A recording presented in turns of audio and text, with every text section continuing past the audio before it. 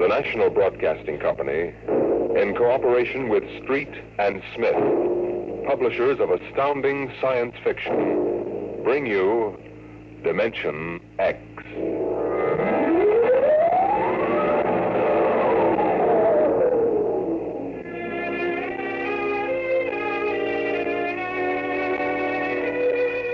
My name is Donald Hasten, private investigator.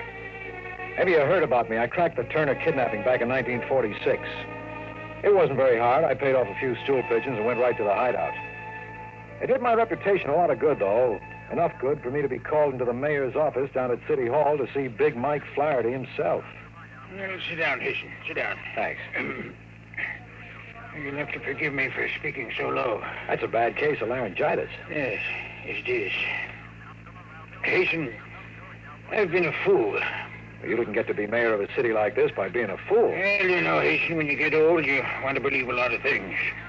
You want to believe so hard that sometimes you throw your common sense right out of the window. You get hardening of the cranial arteries to become stupid. Well, what's the pitch, Mr. Mayor? You didn't call me in to discuss the philosophy of growing old gracefully. Hasten, I want you to do some investigating for me. Naturally, it must be confidential. This is a confidential business. All right. Yesterday, a man came into this office and sold me a vial of radioactive water that he called the elixir of life. It's supposed to cure you of any disease and keep you healthy enough so you live 100 years. It's none of my business, Mr. Mayor, but how much did you drop on this gold brick? It's about $50,000. You don't seem the type somehow. Come a little closer, Hasten. I'm going to tell you something my political opponents would give their right arms to know. This isn't laryngitis. It isn't? It's inaccessible for surgery. X-rays would be dangerous. How much time I have left, I don't know. But I live like a man who's going to the chair. Hasten, if I want a vacation, I pack up and go. If I want a drink, I take one. If somebody comes to me with a vial of liquid and says it'll keep me alive, I think twice before I throw him out as a crackpot. What do you want me to do, get your money back? No, the money isn't important. You mean if the loyal opposition got hold of the story, they could use it against you? That's part of it, Hasten. However, you don't have the whole picture yet. Shortly after I bought the stuff, I received an anonymous phone call. I was warned not to take it. I was told it was poison and would kill me in a matter of seconds. Ah, the plot thickens. Now, you can appreciate my position. I feel like a man who can either save his life or destroy himself by taking that stuff. Well, the phone call might be a hoax. Yes, and so might the elixir of life. Yeah, very likely. What do you want me to do about it? Investigate the man who sold it to me. Find out who's behind him, what he knows, where he goes. Nothing else, I want that 50 grand back. What's in it for me? $1 grand. If he's on the level. 10% if you get the dough back. Deal? Deal. Here's the vial. And here's his card. Uh-huh. Arthur C. Lehman, longevity expert, 45 Billings Court. Okay, Mr. Mayor, you got yourself a boy. Good. I'll leave your working name and phone number with my secretary. I'll have her send you a check. Right, I'll call you.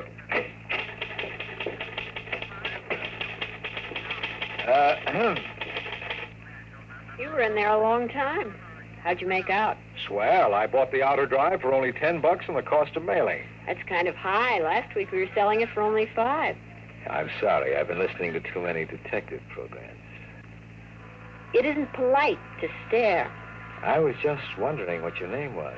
Sign on the desk says Katharina Cooper. I'll call you Kathy. Oh, I'm supposed to leave my name and phone number. Go ahead. The name is Donald Hasten. But then you knew that, honey. You've been listening to the mayor call me by it for the last half hour. You forgot to shut off the intercom switch. Big Mike's getting kind of careless, isn't he?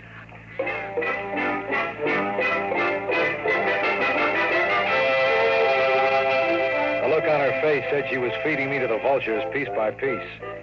I left my card and walked out. By the time I got home, it was dusk.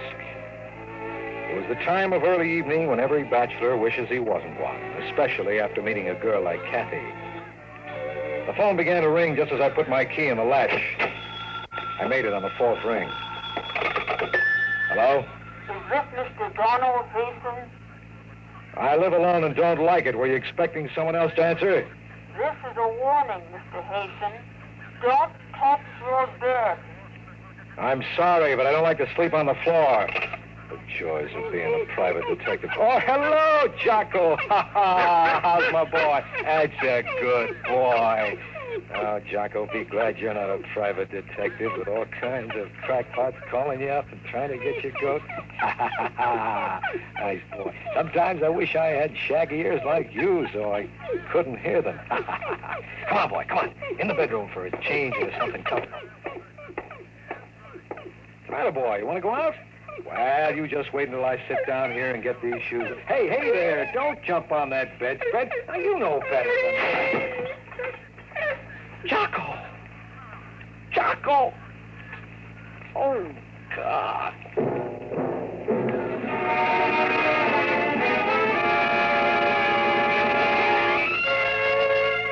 The bedspread closed on him the way a Venus flytrap closes on a fly.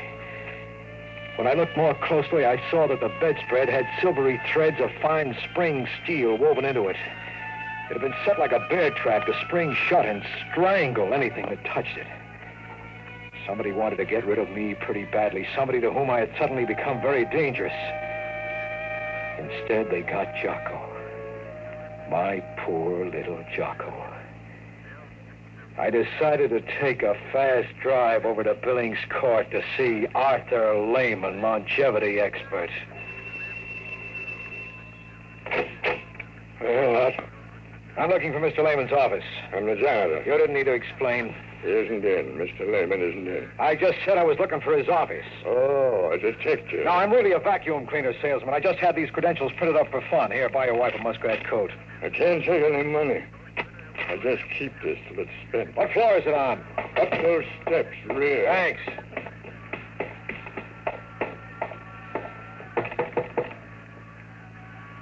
Yeah, let's see now. I ought to have one that fits this.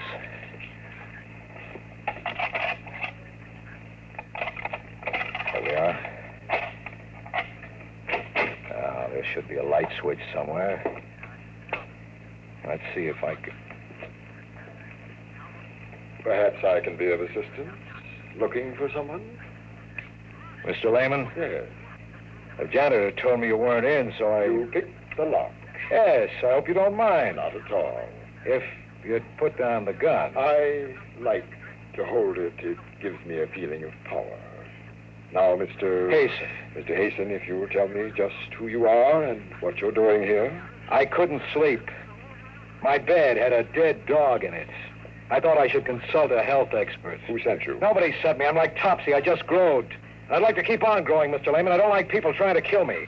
And I don't like people killing my dog. What makes you think I would try to kill you? Just a hunch. If I really wanted to kill you, I could do it right now, perfectly legally, since you broke in here. That'd be hard to prove. Fortunately for you, Mr. Hasten, I don't have the faintest interest in trying to kill you.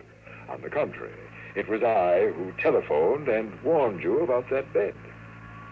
You know about that phone call? I ought to. I made it. What's the pitch, Mr. Lehman? I can't tell you what the pitch is, Mr. Hasten, but I will tell you this.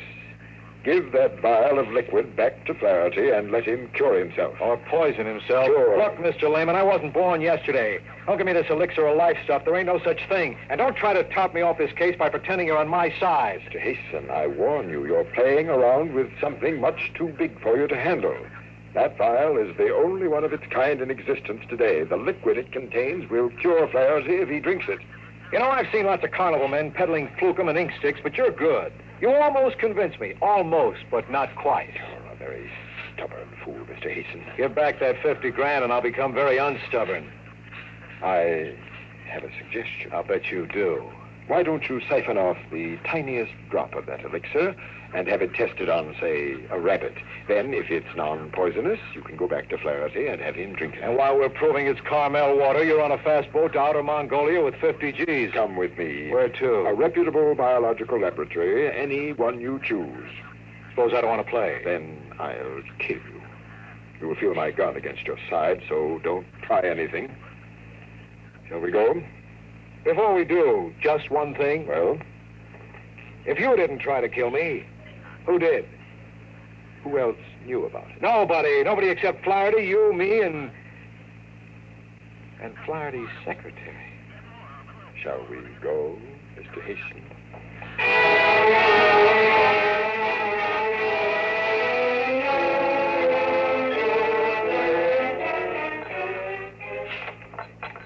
Well, yes. I believe I could make such a test. Of course, it would mean injecting at least a cc into an infected guinea pig. Then we'd have to wait and do a biopsy. How long would it take? 24 hours at least. Okay, how much? $50. My friend will pay you. Your friend? Yeah, the gentleman will... Holy jumping sunfish. Sir? Look, you saw me come in with a guy just a minute ago, didn't you? Yes, sir, but he left when you started talking to me. Isn't that just dandy? Is something wrong? No, nothing much. You know what Barnum said about one being born every minute? Yes, sir. Well, he was talking about me. Well, I better get going. Oh, yes, sir. Oh, sir, what about that test? Okay, I suppose you might as well do it just for laughs. Send the report on the bill to Donald Hasten, private investigator, Cater Building. Yes, sir.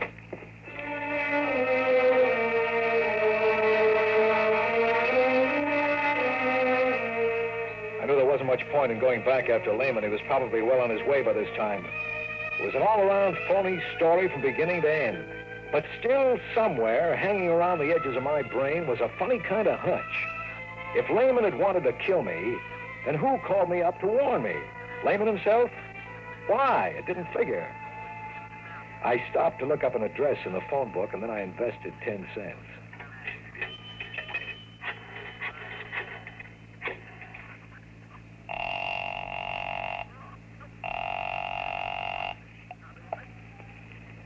Hello? Kathy, Yes? this is Sherlock. Oh, I'm glad Glad? that you called. I wanted to apologize to you for eavesdropping this afternoon. Why don't you do it over a cup of coffee? I have to talk to you. It's very late. Well, sleep late tomorrow, please. All right. Well, I meet you. There's a coffee shop near your place. I'll be there in 15 minutes.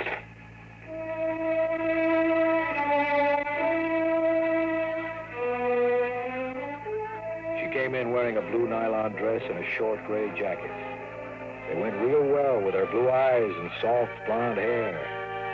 She seemed genuinely happy to see me. It threw me for a few seconds.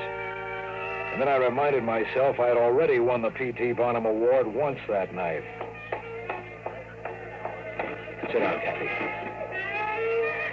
What is it? Do you know a man named Arthur C. Lehman? Am I supposed to? I'll refresh your memory. I had a talk with His Honor about him. I don't remember. Look, I used to have a little Scotch terrier named Jocko. We liked each other. He used to lick my hand. All I want to know is, are you mixed up in it? What goes on? I don't know anything about it. Listen, Kathy, maybe I'm getting sentimental in my old age, but for a moment there, when you walked in, I thought you seemed genuinely glad to see me. Was it because you were glad I was still alive? Come on, give. Don, I like you. You're a nice guy. Why don't you let it alone? Call Flaherty and turn down the assignment. Give him back his vial and tell him you're not interested in finding Lehman. Would you do it? If you want to help me so much, why not tell me what it's all about? I can't. I'd like to, but I can't. I've told you too much already. Somebody's got you real scared, honey. Who is it? You're too nice a girl to be mixed up in this garbage with a guy like Lehman. Come on, tell me. I can't. Just believe that, please. Get out of it now before it's too late. Okay, honey, you can play it that way if you want, but to me it's as thin as a bowl of restaurant soup. Poor Jocko knew something and couldn't tell me. You know something and you won't tell me. Good night.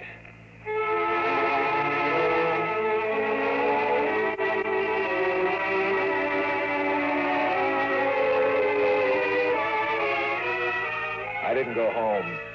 I spent the night in a local YMCA, and I didn't sleep very well.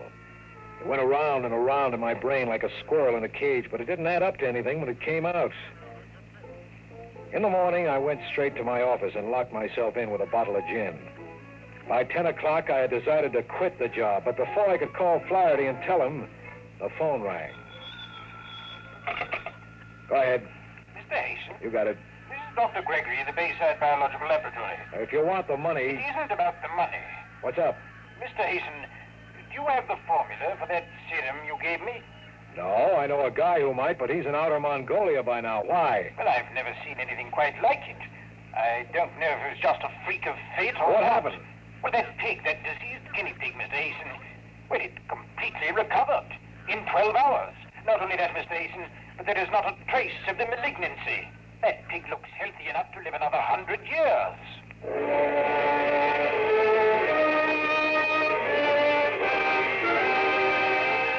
I could feel the sweat soaking into my undershirt as I put down the receiver.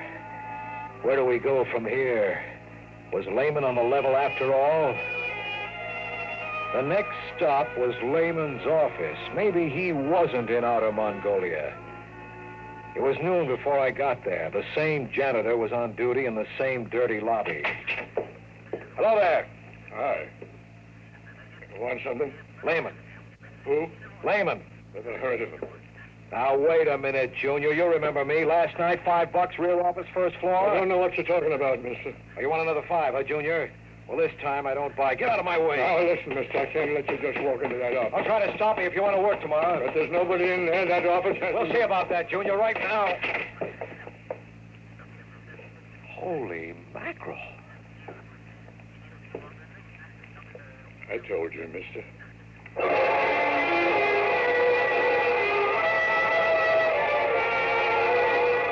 The room was bare.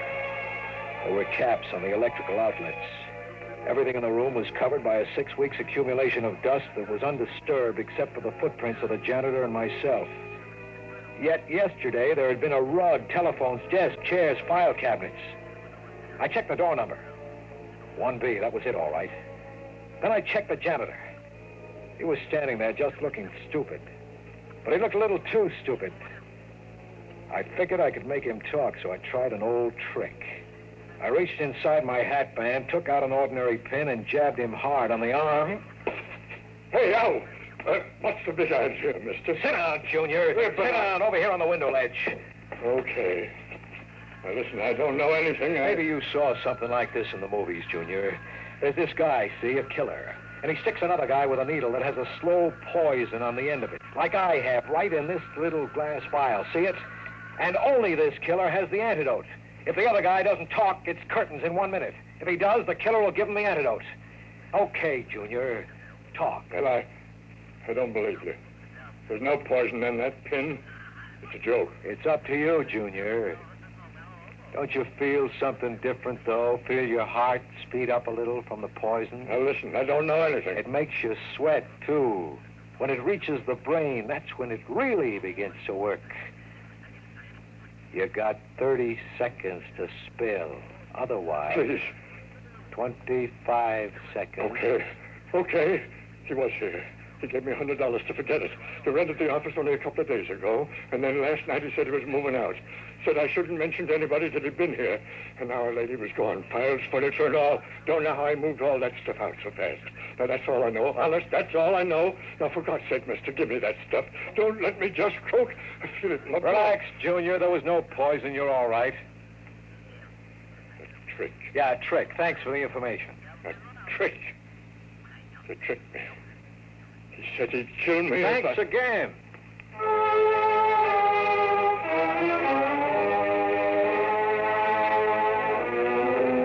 There was Mr. Hasten again, right back on the horns of ye old dilemma. The only thing I knew for sure at this point was that the serum was apparently not poisonous. And since my client was most concerned with that, I made my next stop the office of His Honor, Mayor Big Mike Flaherty. I had the vial in my coat pocket.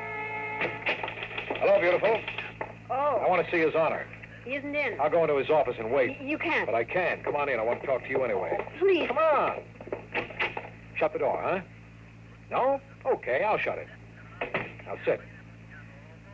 Okay, baby. Let's have a heart-to-heart conversation. I see you didn't listen to my warning. No, I didn't. What's more, I found out that this Lehman character is on the level about the serum. It works. You found that out, too. That's right. It leads me to an interesting conclusion, Kathy. Namely, that you're the one who tried to booby-trap me. All right. Have it your way. What do you intend to do? Well, first, I'm going to give Flaherty that serum and let him cure himself. You mustn't do that. Why not? I can't tell you, but you mustn't. Down in a few minutes, Mike Flaherty will be here. Before he comes, I'll have to ask you to give me that serum. Try again. I don't hear so good. Maybe you'll hear this. It works, too, so don't try anything. Well, so now it comes out. Okay, Kathy, if you want to play that way, go ahead. Give me that serum. Why don't you shoot? I warn you, I may have no choice. Give it to me. Pull the trigger, baby. You're weakening. Don, please, don't make me kill you. Please. What is it, baby? True love or just weak in the knees? Oh, You better hand me that gun. oh, Don, what can I do? I'm so mixed up. Yeah, that's better. Now, what is it, Kathy? You're no killer. Tell me what's going on here. Maybe I can help you. You gotta trust me. No, I can't, Don. Believe me. I want to, but it's against the prime injunction. The what? Oh, you wouldn't understand. There's no way I could make you understand. Only believe me, Don, because I love you. You mustn't let Lehman succeed in giving that serum to Mike Flaherty. The consequences would be unimaginable. You know, Kathy, if you had come to me and leveled right at the start, maybe we could have worked something out. Maybe I'd be listening to you now. But you're a little late because I just heard Big Mike come into the outer office. He'll be here in a second. Don't, please. Come in. How do you do? Lehman. I see she's been trying to get the vial from you, Mr. Hasten. I was afraid of that. I came over to make certain that Mr. Flaherty is permitted to drink the serum. Well, that's very noble of you, Lehman, but I don't quite understand it. You have your 50 grand. What do you care whether Mike Flaherty lives or dies? Mr. Hasten, if Mike Flaherty dies, the opposition candidate will win the next election. That means a new political party will come into dominance in this city. The next president will be a representative of that party. I am most anxious to see that that does not happen. The entire future of our country, indeed, the history of the world, would be affected by it. He's telling the truth, Don. But events must be allowed to take their normal course. Don't listen to her, Hasten. She's tried to kill you once. She'd do it again. You know I'm telling the truth about that serum. She wants to see Flaherty die. Go ahead, ask her. It's true, isn't it, Kathy? You want Mike Flaherty to die. You don't understand. Listen, I'm getting pretty fed up with being told I don't understand. Understand what? I understand that in the past 24 hours, somebody's tried to kill me. I understand that Lehman's serum will cure a guinea pig and probably a human. I understand that unless I'm completely insane, the entire contents of Lehman's office vanished in a few minutes. I understand that you two seem to be more concerned with some nonsense that's going to take place in the future than... Holy smokes. Oh, no, it's too fantastic. Just too fantastic to even think about. Something troubling you, Mr. Hasten? Perhaps I can help you. Perhaps you can, Lehman. I'm going to ask you just one question. Very well. When are you from? That does it, doesn't it, Mr. Lehman? I've guessed your game. I'm afraid you have, Mr. Hasten. I am, as you surmise, a traveler from the future. And since you've stumbled upon it, perhaps Miss Cooper here would like to fill in her part of the story. But before she does, up your hands, both of you. Higher. Don't move. I'll take that gun, Mr. Hasten. Now, Miss Cooper, you may enlighten our backward friend. Go ahead, Kathy. Both Lehman and myself are from the future, Don. Why didn't you tell me? I couldn't. The prime injunction to time travelers is never to reveal their identity. The penalty is death. Since you've guessed it as we feared you might, there's no point in trying to conceal anything further. Go on. Mr. Lehman's a fugitive from the era in which we live. Using one of our time machines, he came back to your time. And he sought to change things so that he'd be in a position of great power in the future. How do you figure to do that? If Flaherty lived long enough, he could dominate the political picture in America. You're almost right, except in one detail, Miss Cooper. Flaherty will not survive. He will live only long enough to gain a position of political dominance. Then I will remove him, and my own ancestor will take over the reins of power, leaving them eventually to me. I get it now. But there's one thing that bothers me. Who was trying to kill me? I was.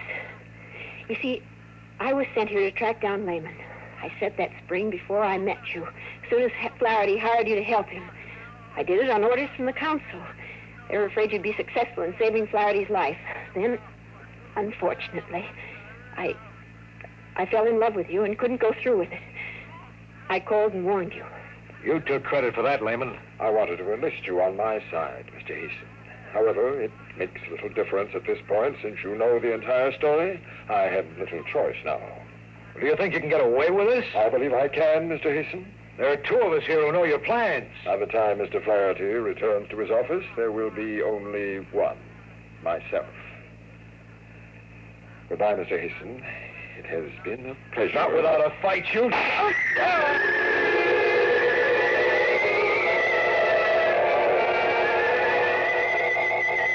Not many people know how it feels to be shot in the forehead. I saw Kathy jump toward the desk and push a button I hadn't noticed before. I remember a thud as if I'd been sandbagged, and then watching in amazement as the crimson spread down the front of my shirt. Then there was a loud roaring noise and everything went black. I died. Don't try to move, Don. Don't move yet. It'll take a few minutes for you to feel like yourself.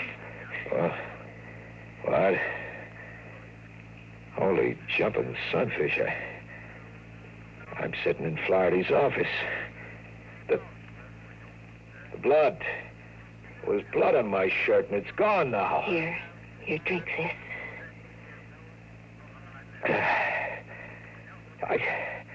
I don't understand it. Have I been dreaming? Is the whole thing nothing but a nightmare? Well, it seemed so real that there was a man named Lehman. He pointed a gun at my head and shot me. I felt it, I tell you, I felt it. Don, listen to me. Listen carefully. There isn't much time. And please, darling, please, this time, believe me. Listen. Go ahead. You were in this room. Lehman did shoot you. He killed you. You're insane. No. What he didn't know was that this office is a time machine. We rigged it that way, hoping to trap him here and take him back to future time. When I saw he was about to shoot you, I jumped for the switch that sets the machine into reverse. We went back into the past, before he killed you.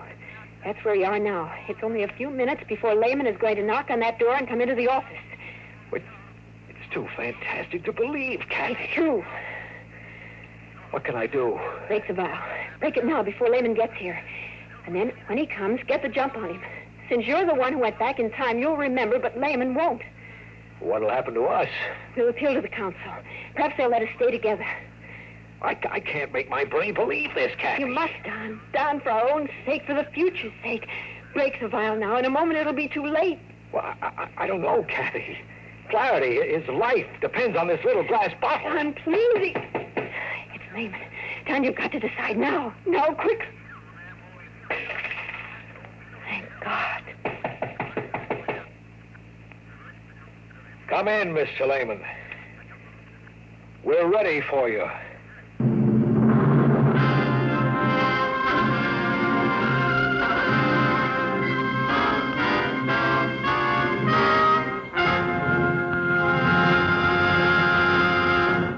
You've just heard another adventure into the unknown world of the future. The world of...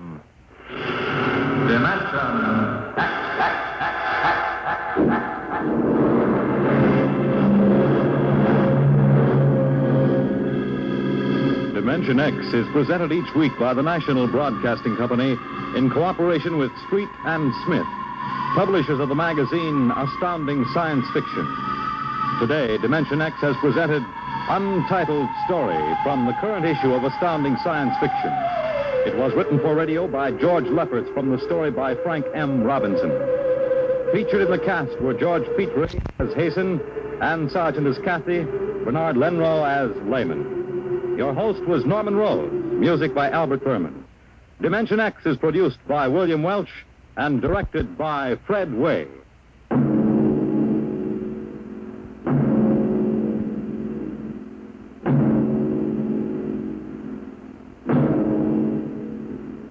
Dragnet, the story of your police force, is next on NBC.